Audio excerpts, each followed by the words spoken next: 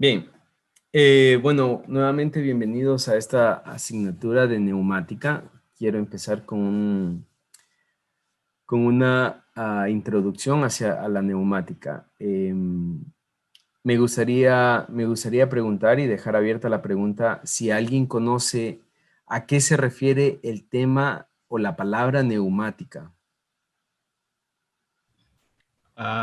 El trabajo manipulación de equipos mediante aire comprimido. Muy bien. Muy bien, el tema neumática es lo que dijo William, ¿no es cierto? Es la utilización del aire comprimido como energía potencial para convertirla en energía mecánica y poder realizar acciones de automatización. Entonces, como concepto general, la neumática es una técnica, de hecho se le conoce como técnica neumática, ¿cierto? Es una técnica de automatización que utiliza el aire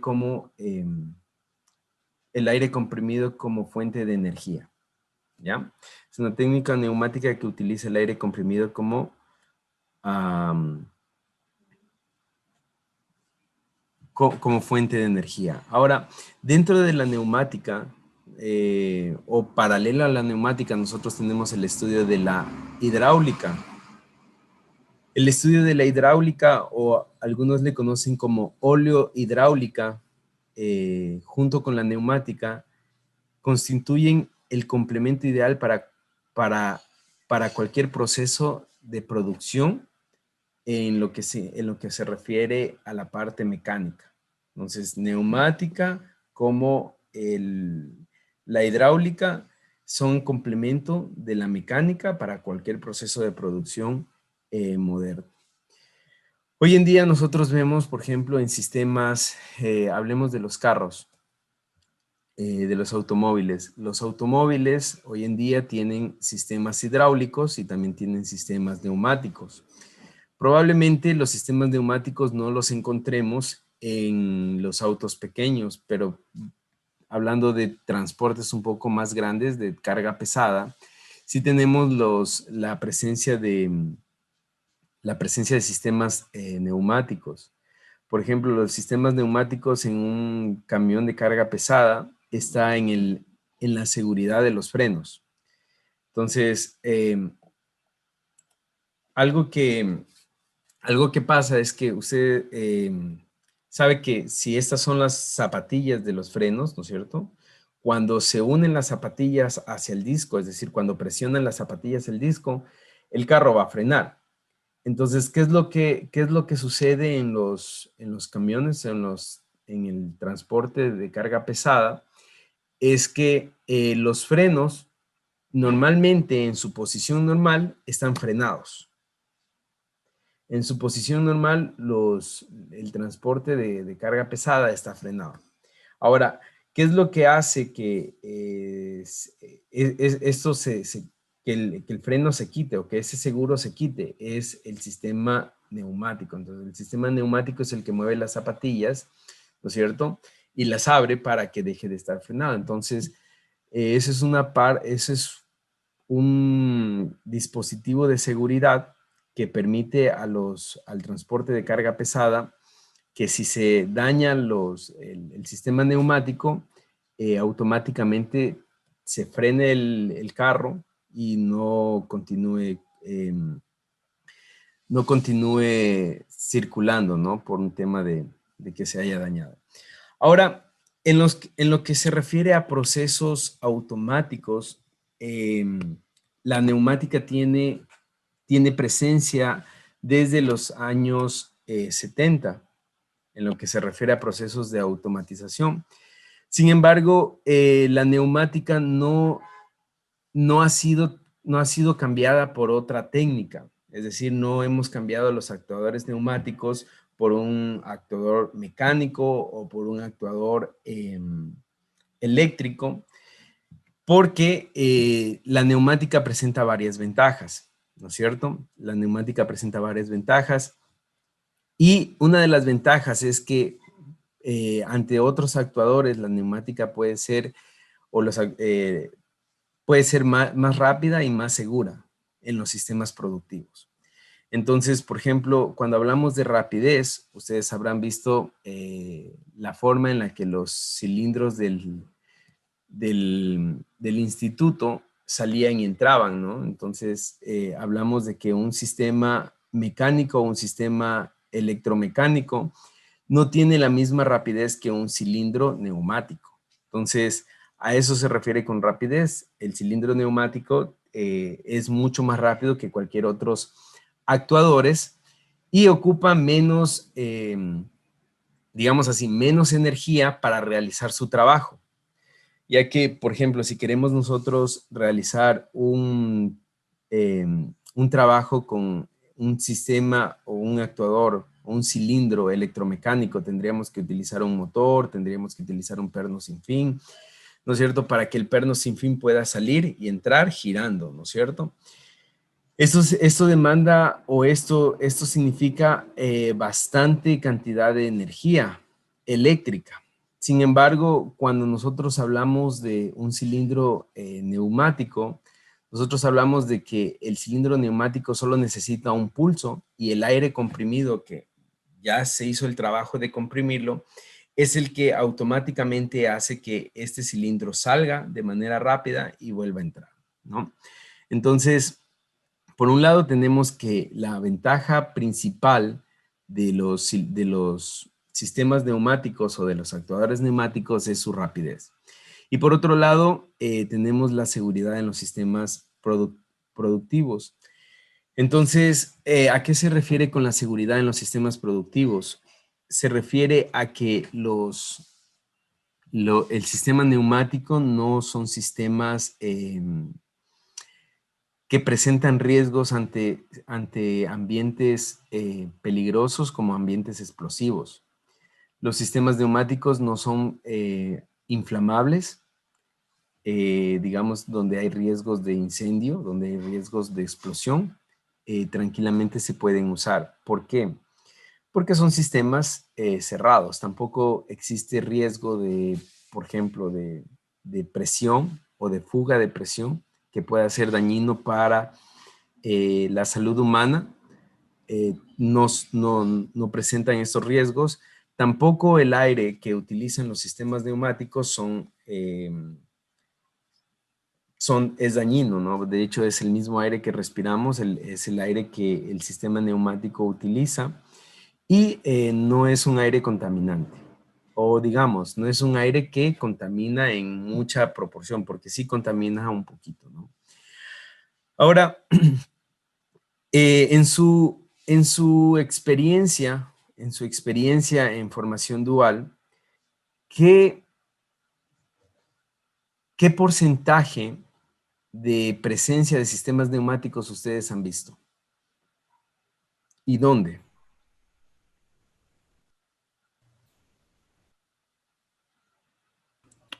Eh,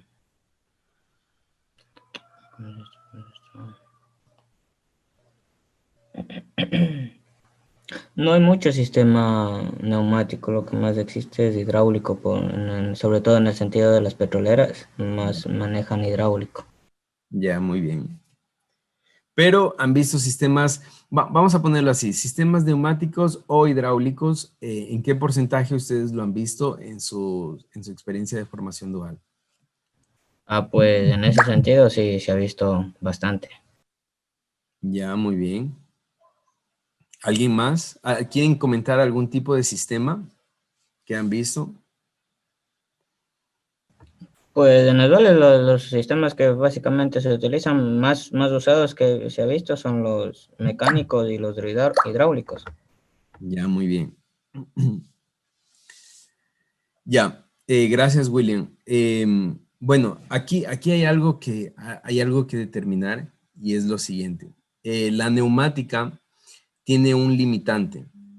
La neumática tiene un limitante y el limitante que tiene la neumática es la fuerza que puede mover. Aunque la neumática puede ser muy rápida o los actuadores neumáticos pueden ser muy rápidos, sin embargo, no pueden ser muy fuertes. Entonces, un cilindro neumático, si usted le pone la mano enfrente del cilindro, ¿no es cierto? Y le hace fuerza, probablemente el cilindro no alcance a mover su mano. Probablemente no alcance a mover su mano. Entonces, uno de los limitantes de la neumática es que no puede mover demasiada fuerza. De hecho, hay un limitante y es que la fuerza neumática máxima que puede mover un actuador neumático es 30.000 newtons, perdón. 30.000 newtons. Es la fuerza máxima con la que puede mover, un cilindro neumático. Pero cuando aparece esta limitante, también tenemos un sistema paralelo a la neumática que es el sistema hidráulico. El sistema hidráulico puede mover pesos o puede mover fuerzas mayores a 30.000, mucho mayores a 30.000. Entonces, por eso es la razón que en el trabajo que ustedes, en la experiencia de formación dual, tal vez ustedes no vieron sistemas neumáticos porque la fuerza que se necesitaba era mayor a 30.000 y se diseñó con sistemas hidráulicos. Ahora, es importante lo que William acaba de decir, que vieron más sistemas mecánicos y sistemas hidráulicos. Y esto es importante que nosotros tengamos en cuenta que para la presencia de la automatización en la neumática no es el todo. La neumática se apoya de sistemas mecánicos, de sistemas eléctricos y también de sistemas hidráulicos, y con esto forma un proceso completo o un proceso más eficiente de automatización. La neumática por sí sola no es todo el proceso de automatización, o no es que, por ejemplo, con neumática nosotros vamos a automatizar todo un proceso. Nosotros vamos a automatizar un proceso con un sistema eléctrico, electrónico, ¿no es cierto? Puede ser control electrónico, control eléctrico o control mecánico, ¿no es cierto? Y lo vamos a mezclar con neumática y con control neumático y con actuadores electromecánicos, ¿ya? Entonces, todo esto se fusiona para que nosotros podamos tener procesos de automatización un poco más completos, un poco más eficientes. Me gustaría que presten atención al siguiente video. Este es un módulo Festo. Ese módulo Festo, como ustedes lo estarán viendo, es un robot. ¿Alguien me puede decir qué robot es este que vemos aquí? Un organizador. ¿Ya? ¿Qué tipo de robot es el que tenemos nosotros aquí? No es de ensamblado. Sí, pero bueno, dentro de la clasificación de robots, vamos aquí poniendo pausa. Dentro de la clasificación de robots, este robot es un robot cartesiano, ¿ya? Es un robot cartesiano porque, si ustedes ven, se mueve en los ejes cartesianos, ¿sí se dan cuenta? Tenemos un eje X, tenemos un eje Y y tenemos el eje Z acá, ¿no? Que se mueve así. Entonces, eje X, eje Y ese es eje Z, entonces este es un robot cartesiano. Ahora, este robot cartesiano, ¿qué actuadores ustedes creen que tiene en cada uno de sus, am, ¿qué actuadores creen que tiene en cada uno de sus, de sus movimientos, de sus grados de libertad?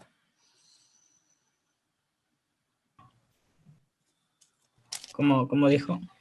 ¿Qué actuadores creen ustedes que tiene ese robot en sus grados de libertad? O sea, profe, para que realice el movimiento de cada uno de los ejes, me imagino que debe de tener coordenadas ya establecidas bajo programación. Y obviamente para que se mueva, pues debe de tener motores. Muy bien, motores. Si ustedes les tocara diseñar un robot así, ¿qué tipo de motores pondrían? Los paso a paso o los servos. Ya, muy bien. Yo sabía que iban a decir paso a paso.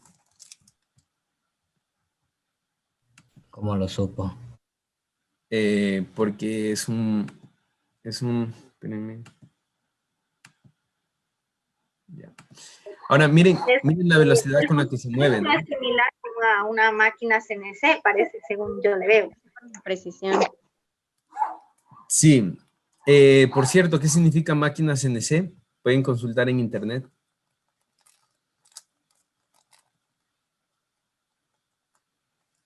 Máquina CNC. Ajá. ¿Qué significa CNC? Máquina CNC.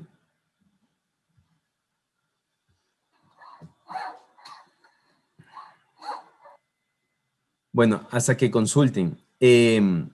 Por ejemplo, ese robot no tiene no tiene motores paso a paso porque no es muy lento. Si se dan cuenta, el motor paso a paso tiende a ser lento. Este motor, estos motores deben ser motores DC, ¿no? Con encoders como retroalimentación.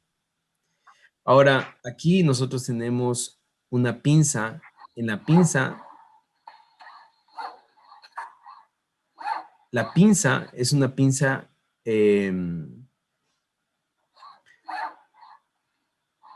bueno, miremosla y después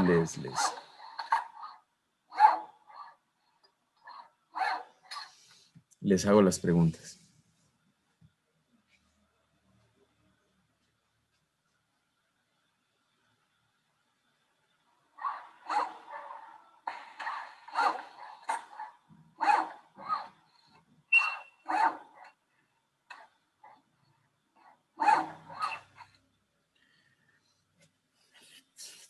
Aquí dice es un robot cartesiano, ¿no es cierto? La CNC es el control numérico por computadora. Muy bien. Ya.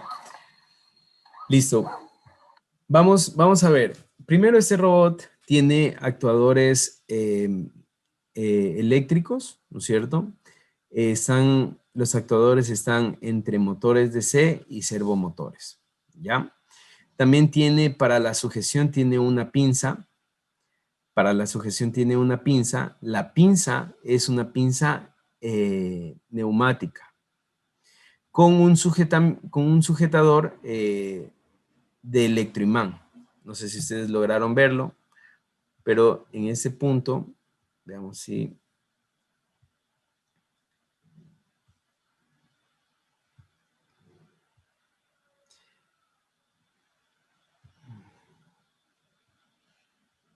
Justamente en esta parte de aquí, estos de aquí, no estoy seguro, pero unos pueden ser sensores, otros pueden ser electroimanes, ¿no es cierto? Que se pegan y se despegan, pero esta pinza de aquí es una pinza neumática. Entonces, ¿por qué he utilizado este ejemplo? Lo he utilizado este ejemplo para mostrarles que un sistema neumático no es el todo en la automatización, de hecho es el complemento de la automatización. Entonces la automatización empieza con sistemas electrónicos, sistemas eléctricos, actuadores mecánicos, actuadores electromecánicos, actuadores neumáticos y actuadores hidráulicos. Entonces, todo el conjunto, ¿no es cierto?, forma un proceso o forma una máquina eficiente de automatización, ¿ya? Todo el conjunto. Ahora, como les decía, una de las ventajas de la automatización con neumática es la rapidez y la seguridad en los procesos productivos. Pero una desventaja fuerte es la limitante de la fuerza. 30.000 newtons es la limitante de la fuerza, ¿ya? Ahora, ¿dónde nosotros encontramos los sistemas neumáticos? ¿En qué industrias nosotros podemos encontrar sistemas neumáticos? Una es la robótica, ¿no? ¿Qué otro lugar o qué otro sector de la industria creen ustedes que se ha encontrado los sistemas neumáticos?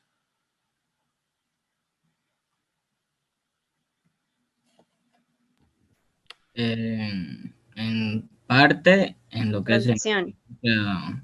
de automotriz. Muy bien. En lo que es ensamblaje automotriz, se encuentran robots neumáticos. De hecho no son robots neumáticos, aquí quiero corregirme yo mismo, son en robots, ¿no es cierto? Pueden ser brazos robóticos, pero a veces simplemente su herramienta final, ¿no es cierto? Que puede ser una pinza o puede ser una remachadora. La herramienta final es la herramienta que realmente es neumática, ¿ya? Otro sector me decía Mayra.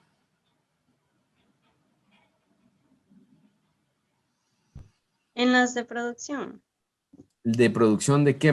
fábricas Fábricas. Por y ejemplo, para transportar objetos de banda a banda. muy bien, En- para pasar objetos de banda a banda, podemos tener cilindros neumáticos. En el sector también lo que es esto de constructivo, cuando ya viene a ser tecnológico, Ya, esto de porque trabajan por aire comprimido, por ejemplo, las pistolas de perforación, hay varias herramientas que trabajan a puro aire comprimido. muy bien. Sí, tenemos en lo que es construcción, tenemos, por ejemplo, para clavar, ¿no es cierto? Con aire comprimido, pistolas de clavos con aire comprimido, tenemos taladros con aire comprimido, sí es cierto. También tenemos, por ejemplo, en el transporte, como ya les decía, por ejemplo, el sistema de frenos de los vehículos pesados tiene aire comprimido. En los buses, por ejemplo, hay muchos sistemas, por ejemplo, la apertura, el cierre y apertura de puertas es con aire comprimido. En lo que es elevadores, ¿no es cierto? Tenemos elevadores, no sé si ustedes han visto, elevadores no de personas, pero sí, por ejemplo, de objetos con aire comprimido. Em, también tenemos, por ejemplo, gatos neumáticos, pero en su mayoría hidráulicos, ¿no es cierto? Entonces, por ejemplo, cuando ustedes van a la mecánica a llevar su carro, su vehículo, o lo han visto, llega el vehículo, se pone ahí, ¿no es cierto? Y de repente con un gato comienzan a alzarlo. Entonces, eso es una técnica hidráulica. Es una técnica hidráulica que levanta el auto, no es una técnica eléctrica, es una técnica hidráulica. En ese caso supera la fuerza de 30.000 newtons, por lo tanto se requiere la hidráulica. En lo que es la industria alimenticia, en lo que es manipulación, lo que dijo Mayra, todo lo que sea manipulación, movimiento de cajas, ¿no es cierto? Donde se pueda tal vez empujar, ¿no es cierto? Donde no sea tan frágil, manipulación como es la robótica. También tenemos en obras públicas, en la agricultura, tenemos la presencia de neumática. En fin, la neumática está presente hoy en día en toda la industria, y la neumática está presente en toda la industria, y por sí sola no es toda la automatización, más bien es el complemento de la automatización. ¿Ya? Inge, Ajá. yo recuerdo haber visto también la neumática la utilizan en la parte de la industria donde hacen como para empaquetar lo que son las hojas de papel. Correcto. Entonces también ahí utilizan estas máquinas así con aire comprimido, que es para comprimir, o sea, las hojas y poder hacer un buen corte hacia la perfección. Correcto, muy bien. Y también me hizo acordar de las empresas de sublimación. Hay unas máquinas inmensas, no, he visto aquí unas, pero no son tan grandes, pero unas máquinas inmensas donde subliman, ya sea papel o sea tela, subliman, y el proceso de cerrado de la plancha es neumático, ¿no? ¿Alguien más iba a decir algo?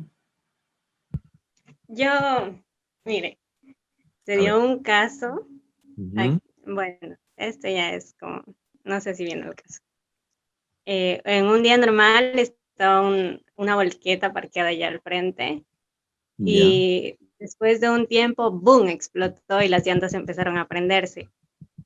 Eso se debe a que al dejar con muy frenado, o sea, mayoritariamente cuando se deja presionado el aire comprimido, se viene a causar estas situaciones. ¿O cuál es la explicación? O sea, ¿estaba parqueada al frente o llegaba de algún lugar? No, estaba parqueado, Ya bastante tiempo. sí. No sabría decirle. La verdad no sabría decirle. Repite cómo es que fue el proceso. Pues era una volqueta que estaba parqueada durante un tiempo bastante prolongado y de pronto explotó y las llantas empezaron a encenderse. Bueno, eran las llantas traseras. ¿Pero qué explotó? ¿Toda la volqueta o solo las llantas? No, solo la llanta. Pero ha de haber sido tal O vez sea, la cuestión es que se prendieron las llantas. Yo solo expliqué Eso es el duende de Chuchufindi que los tiene por ahí. No, eso fue mucho antes de que se dijera esto de los duendes y todo eso. Pero Yo les voy a dar uno un- Depende, estaba muy enojado o tal vez así, en los ejes. a plena exposición del sol y dependiendo cómo es, saben a ver, ocasiones ese tipo de cosas. Ya, yo les voy a dar una explicación. La primera es que todo aire que se encuentra dentro de un recinto cerrado, que está comprimido como el aire de las llantas, Es inflamable. cuando aumenta la presión, perdón, cuando aumenta la temperatura, aumenta la presión del aire, de todo aire que está comprimido, ¿no? Entonces aumenta la presión del aire. Eso pudo haber producido que se explotaran las llantas, ¿no? Entonces, de ahí que se haya incendiado, no sé por qué. Puede ser que se mezcló, que hubo alguna fuga de... Puede haberse mezclado lo que es como es el hidráulico que es para los frenos, junto con esa explosión del aire. Entonces, crea una combustión, una explicación, algo así. Probablemente, sí. Sí, sí, correcto. Entonces, eso pudo haber pasado, ¿ya? Probablemente. Lo vamos a ver en lo que son leyes físicas que rigen la neumática. Ahí vamos a ver que al aumentar la temperatura de un recinto cerrado de aire comprimido, aumenta la presión y eso pudo haber provocado la explosión de las llantas, la explosión. La compresión es cuando reducimos el volumen donde se encuentra el aire, ¿no es cierto?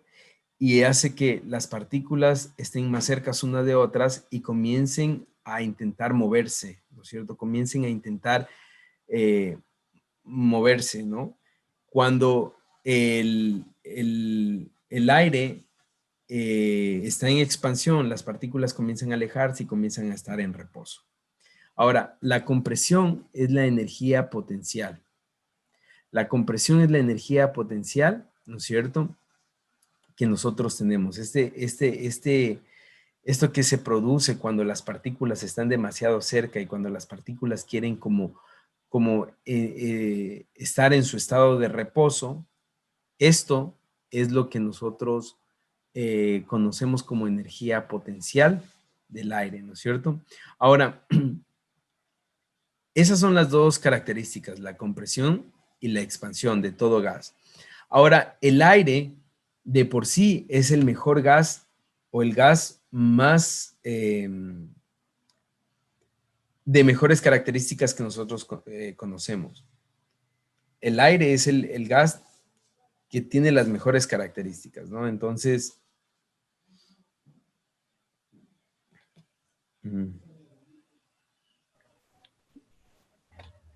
Es por las partículas de oxígeno que se encuentran ahí. Es un claro ejemplo es ver la parte de combustión que se utiliza en los automotores de diésel. Es mezcla aire puro con aire caliente y genera lo que es la combustión para la explosión. claro, correcto. Eso es lo correcto, ¿no? Entonces, por ejemplo, lo que dice William, ¿no? Este es el principio, la compresión y la expansión es el principio es el principio de funcionamiento de un motor a combustión interna. Entonces, ¿qué es lo que se hace? Se mezcla oxígeno con gasolina, ¿no es cierto?, dentro del cilindro, y lo único que se produce es la chispa. Entonces, la chispa, una vez que esto está comprimido, ¿no es cierto?, y está comprimido y tiene combustible, se produce la chispa, y la chispa lo que hace es una pequeña explosión, y esa explosión hace que otra vez se expanda todo el aire, ¿no es cierto?, el aire que está dentro de los cilindros. Entonces, ese es el principio de combustión interna de los motores. Ahora, lo que les decía, el aire es un gas, y es el gas más perfecto que nosotros podemos conocer, o digamos así, en un mundo ideal, el aire, como nosotros lo conocemos, H2, no, perdón, ¿cómo es el aire? Bueno, no sé esa del aire. Como nosotros lo conocemos, es el gas más perfecto que nosotros podemos conocer, casi perfecto. Entonces, es muy comprimible, se adapta rápido a la forma de cualquier, de cualquier contenedor, ¿no es cierto? Y lo otro es que es fácilmente transportable para pequeñas distancias. Para pequeñas distancias, el aire no presenta mucha pérdida de energía, el aire comprimido. Otra es su fluidez, compresibilidad y elasticidad. Bueno, es lo que estamos diciendo, ¿no? La fluidez es que puede tranquilamente fluir a través de un conducto. La compresibilidad es que se puede comprimir, y la elasticidad es la que se puede adaptar a la forma de cualquier recinto cerrado en la que se encuentre, ¿ya? Esas son las características del aire comprimido. ¿Tienen alguna pregunta hasta ahí? No, todo claro. ¿Alguien más? ¿Alguien tiene alguna pregunta o algo que quieran señalar, algo que quieran acotar?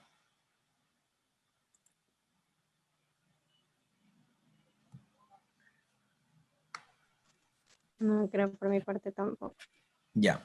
Algo que quiero hacerles caer en cuenta es que al aire tomar la forma del recinto cerrado, ¿no es cierto? Al aire tomar la forma de la determinada forma que tenga las paredes del recinto, ¿no es cierto? Cuando el aire comienza a ser comprimido, comienza a ejercer una presión proporcional o la misma presión en todas las paredes. ¿Ya? No es que, por ejemplo, en un punto haya más presión que en otro. No, no, no, no. Es la misma presión en todas las paredes. Es uniforme la presión. Y eso quiere decir un poco sobre la elasticidad del aire comprimido que se encuentra dentro de un recinto. Ahora, para nosotros comprimir aire, nosotros no podemos comprimir aire al aire libre, digamos. O sea, no podemos coger un aire y decir, quiero comprimir el aire que está aquí afuera. Tenemos que encerrarlo dentro de un recinto, y dentro de ese recinto tiene que no haber fugas alrededor de donde se quiere comprimir, ¿ya? Entonces, esa es la forma en la que se comprime el aire. ¿Sí está clara? La forma en la que se comprime el aire es encerrando dentro de un recinto cerrado, ¿no es cierto? Y reduciendo su volumen. Es la forma en la que se comprime el aire.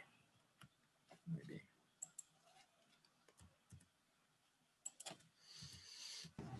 Ahí Ahora, también afecta bastante lo que es las partículas en la compresión, lo que es las partículas se vuelven a tensar hasta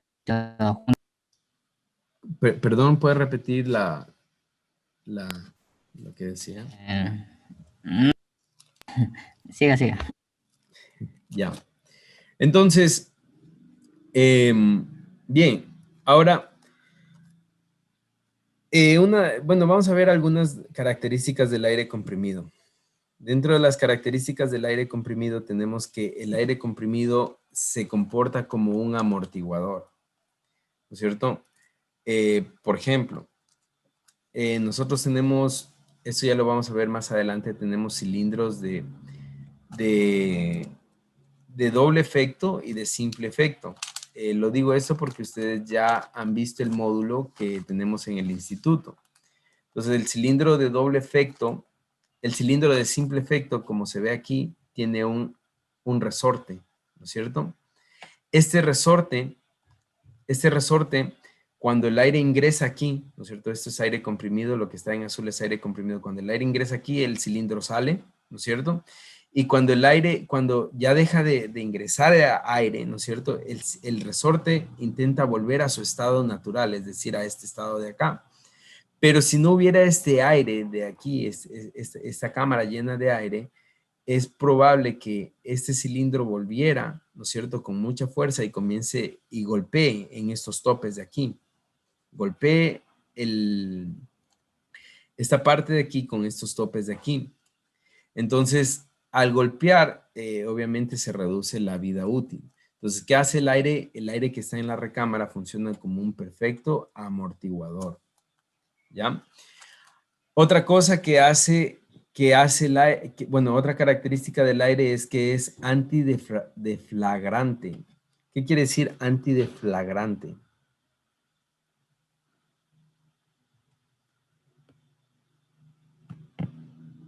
¿Alguien sabe qué quiere decir antideflagrante?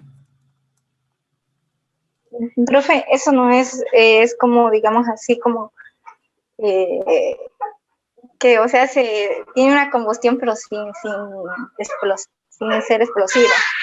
Exactamente, exactamente. El aire de por sí solo no es un combustible. El aire mezclado, por ejemplo, cuando ustedes ven aires ricos mezclados con gasolina, ¿no es cierto? Eso sí es deflagrante, es decir, que una chispa lo enciende y es un combustible, se vuelve un combustible. El aire por sí solo no es un combustible. Mezclado con otros gases sí es combustible. Entonces, eso es algo muy importante porque al ser antideflagrante nos permite utilizar sistemas neumáticos en ambientes peligrosos, explosivos, en ambientes donde se trabaja con gasolina o con combustibles en general, ¿no? Esa es otra característica del aire. Y otra característica del aire es que el aire permite, al ser compresible el aire, es decir, el aire al tener esta característica de acá, que es compresibilidad, ¿no es cierto? Y elasticidad, se puede regular su flujo. El aire tranquilamente puede regularse su flujo, es decir, si ustedes ven aquí, yo tengo una sección bastante grande aquí por donde pasa el aire, pero aquí tengo una sección más reducida, ¿no es cierto?, por donde pasa el aire. Y esto significa que yo puedo, al apretar este tornillo, ¿no es cierto?, puedo hacer que esto baje hasta cortar totalmente el flujo del aire, pero también lo puedo reducir haciendo que el caudal se reduzca muchísimo. Y esto es algo bastante importante del aire. Esto es algo que, por ejemplo, no se da con todos los gases, no se da con con la hidráulica, no se da incluso con el agua, que puedo reducir el caudal o el flujo del aire. Porque esto pasa porque el aire es altamente compresivo y elástico. ¿Ya? Esas son las tres características del aire comprimido. ¿Tienen alguna pregunta?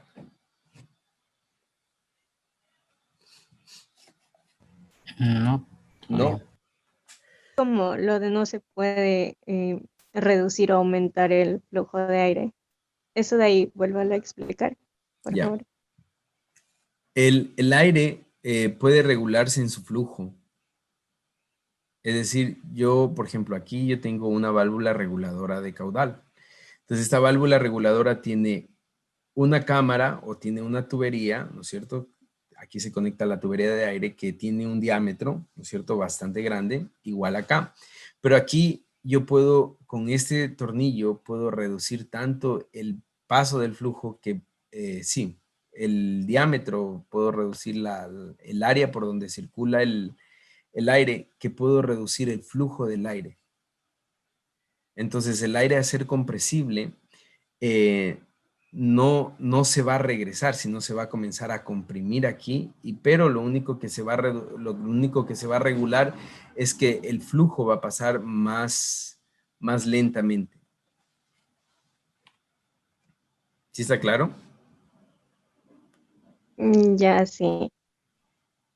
Sí, esa es una de las características y eso es porque el aire es compresible y el aire es, porque el aire es compresible y porque el aire es,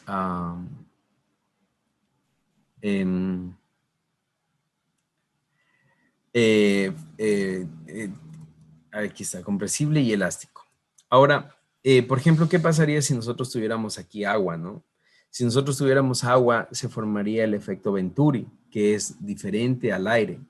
Al ser el aire compresible, no se forma mucho o no tiene gran efecto el efecto Venturi, donde aumenta la velocidad, ¿no es cierto? Sino que simplemente se comprime creando una presión de rezago aquí, que no es mucha la presión, pero lo que hace es pasar más, no más lento, sino a la misma velocidad, pero menos fluido. Eso es la diferencia con el agua. Con el agua, en cambio, pasa menos caudal, pero aumenta su velocidad.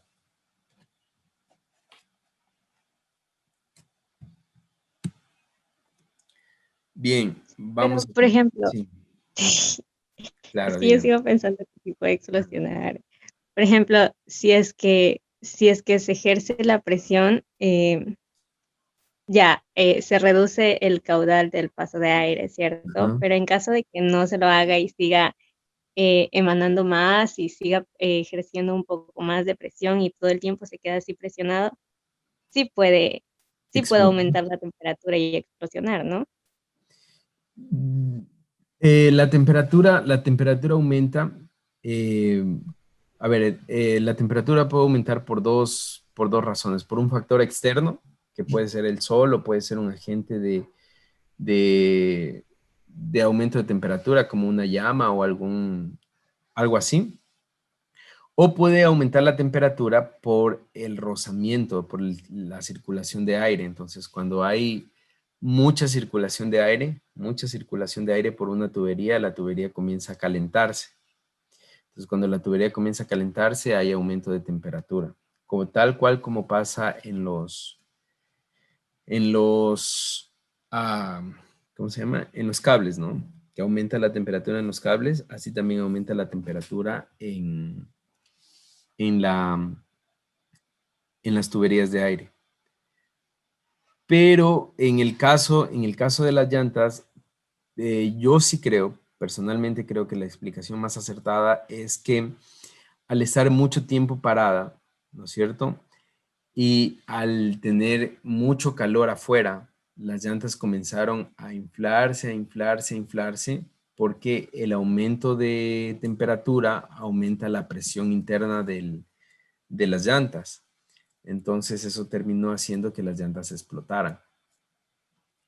Y probablemente esa explotación de las llantas fue esa fuerza, ¿no es cierto? Probablemente inició produjo una chispa o produjo algo así que inició en algún combustible que había cerca. Puede ser aceite, puede ser diésel. Pienso que algo así debió haber pasado. Ya, gracias. Bien. Continuemos. Bueno, aquí quiero explicarles dos cosas, ¿no es cierto? La primera es, quiero que se fijen solamente en la imagen de acá en la imagen en la imagen de la derecha, ¿no es cierto? Aquí les voy a explicar algo y es algo bastante simple. Cuando nosotros estamos, o bueno, cuando el aire está al aire libre, digámoslo así, se dice que el aire tiene una presión atmosférica, ¿ya? Cuando el aire está al aire libre, el aire está a una presión atmosférica. Entonces, esa presión atmosférica es una presión que está en todo el mundo, De hecho, es una presión que ejerce la atmósfera sobre la Tierra.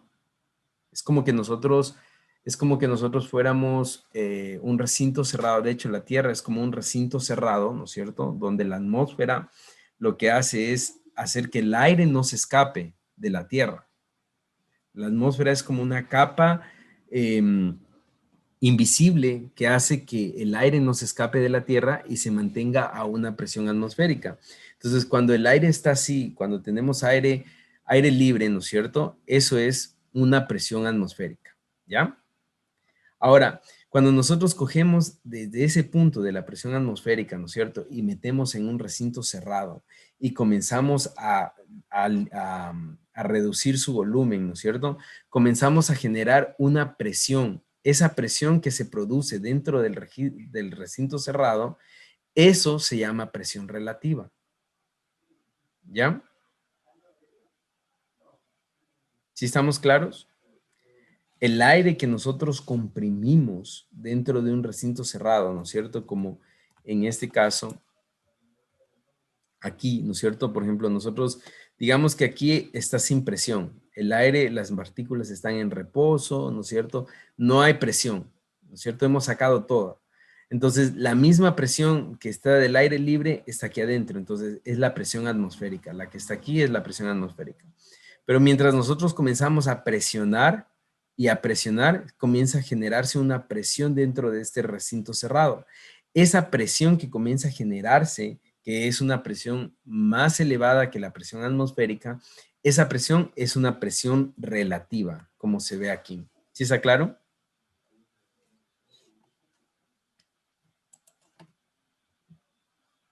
¿Sí?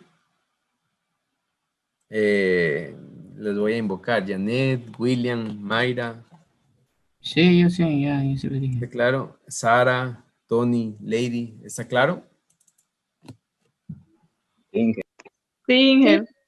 Ajá. Ya, muy bien. Ahora, todos los sistemas neumáticos, usan presión relativa, o sea, sobre la presión atmosférica tiene que haber una presión relativa. ¿Qué pasa si yo digo la presión relativa es cero? ¿No es cierto? Es decir, no hay presión relativa, es decir, yo tengo solo presión atmosférica, ¿verdad? Entonces, cuando digo la presión relativa es uno, digamos así, es un bar, ¿no es cierto? La presión relativa es un bar. Quiere decir que sobre la presión atmosférica yo generé una presión de un bar, ¿ya? Entonces, todos los sistemas neumáticos, todo lo que usa aire comprimido, se genera a partir de la presión atmosférica. Es decir, toma aire de la presión atmosférica y comienza a comprimirlo, ¿no es cierto? Y produce presión relativa, ¿ya? Esa es la presión relativa. Entonces, está claro qué es la presión atmosférica y qué es la presión relativa. ¿Sí está claro? Sí, Inge. Ya, ahora, aquí quiero que me pongan mucho asunto. La presión absoluta no es más que la presión relativa más la presión atmosférica. Es decir, la presión absoluta es el sumar. ¿Cuánto tengo de presión atmosférica? Tanto. Ahí, ¿cuánto tengo de presión relativa? Tanto. Esa es la presión absoluta. ¿Sí está claro? Entonces, la presión absoluta es la suma de la presión relativa más la presión atmosférica. ¿Sí? Sí. Sí. Ya, ¿alguien tiene alguna duda sobre esto? ¿Alguien necesita que explique otra vez? Me dicen nomás.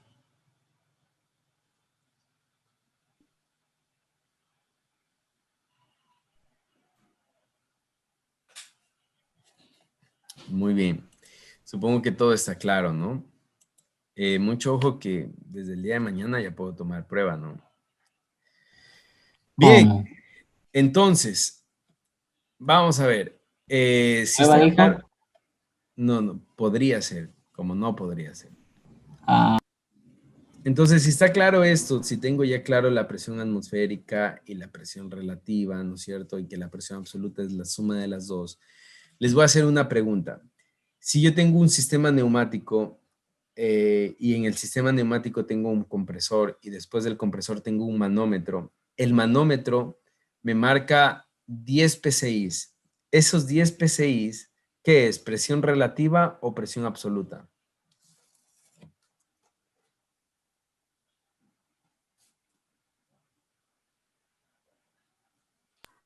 Relativo. ¿Puede repetir que se le la dedica pregunta? a ¿Cómo dijo, comprimir en hija? el compresor. Muy bien, Tony. A ver, aquí va otra vez. Si yo tengo un compresor de aire, ¿no es cierto? Y el compresor de aire tiene un manómetro y el manómetro del compresor marca 10 PSIs. ¿Esa presión es presión relativa o absoluta?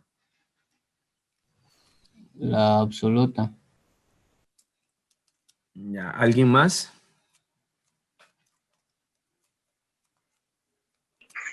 Profe, vendría siendo la absoluta porque nos decía que la presión relativa y la atmosférica es lo que me va a dar un valor de presión absoluta y lo que me va a marcar en el manómetro, pues es eso. Ya, no, es la presión relativa. Es la presión relativa. ¿Por qué? Les voy a explicar por qué. Prácticamente tengo esto, ¿no? Tengo un recinto cerrado y lo que hice fue comprimir, ¿no es cierto? En un compresor reduje, o sea, bueno, reduje ¿qué horas son? Ya me pasé. Bueno, es presión relativa. Reduje tanto el volumen, en un compresor reduje tanto el volumen, ¿no es cierto? Y generé una presión aquí. Ahora, el manómetro me está solo midiendo la presión que está aquí adentro. No está tomando la presión de afuera, solo la presión de adentro. Entonces, la presión de todo recinto cerrado es la presión relativa. Ahora, si yo quisiera sacar la presión absoluta, simplemente tendría que tomar esa presión relativa y sumarla a la presión atmosférica y ya tendría una presión absoluta. ¿Ya? ¿Está claro? Listo. Bueno, Sí. el día de mañana continuamos. Esta semana hay clases normalmente hasta que esté estandarizado lo que son clases síncronas y asíncronas. Hay clases normalmente esta semana, ¿ya? Desde la próxima semana comenzamos con las clases asíncronas. Bien, estimados estudiantes, qué gusto verles, qué gusto conversar con ustedes. Nos vemos la próxima clase. Por favor,